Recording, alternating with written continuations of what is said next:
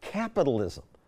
I think of that as an economic system that makes most people better off because it encourages us to cooperate for profit. And it's all voluntary. But these days, that's not how many people see capitalism. Capitalism is an evil system set up to benefit the few at the expense of the many. Okay, that's filmmaker Michael Moore. We've come to expect nonsense like that from him, but he's not alone. My last guest was big on communism, and when I interviewed people in Times Square about capitalism and poverty, some said things like this. Capitalism might be the problem that creates so many poor people. Capitalism creates poor people? I suppose that's true if your definition of poor is having less than absurdly wealthy people, but where capitalism is allowed, it's true, there's income inequality. Many people say that's immoral, but Ayn Rand, who grew up under communism, wrote very popular books that said, so what if some people have more than others? That's part of freedom, and it's totally moral. Yaron Brook runs an institute that's based on her philosophy. Yaron, this is just selfish, and the communist who just left would say it's mean.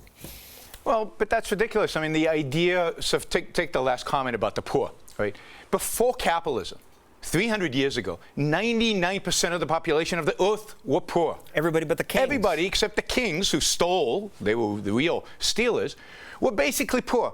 Today, everybody, including the poor, are much, much richer than anybody was back then. And it's all due to capitalism. It's all due to the freedom, to property rights, the ability of people to go out there and make and produce at whatever level they can and to feed themselves.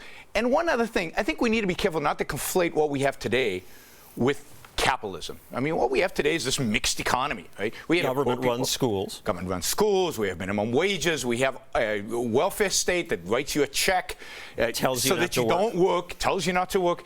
So we don't have capitalism today. But when it's tried, and to the extent that it's tried, China today, millions of people rise out of poverty. One of the untold stories, really, of the last 40, 50 years is the fact that 800 million people have come out of poverty in Southeast Asia. 800 million people out of poverty in Southeast Asia because they've implemented a little bit of capitalism. And before they did that, tens of millions of people were starving to death. To sit here and argue for communism, when communism is being directly responsible for the brutal murder of well over 100 million people, if you take...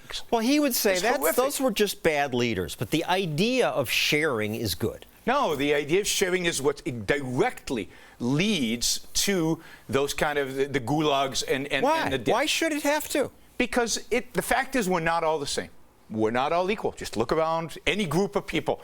Some of us work hard and some of us don't. Some of us are really smart and some of us don't. The only way then to make us equal is to take from those who've created and to give it to those. We're talking take sounds soft, sounds nice, right? Take. But no, we're talking about take. We're talking about pulling out guns, sticking your hand in your pocket and taking out the money, stealing. That's what. And you may say, well, they don't do that in America, but try not paying your taxes. Men with guns will come to your house and force you to pay or put you in jail. Absolutely. And of course, the more you make, the more productive you are, the more wealth you create, the more innovative you are, the more you've used your mind, the harder you work, the more they take from you. And that's, in my view, that is inherently unjust. Equality is massively unjust. The idea that we should all be forced to be the same when we're clearly all so different. When I was in communist Russia, people told me, some people anyway, that they liked the security that communism gave them. They knew they had a job.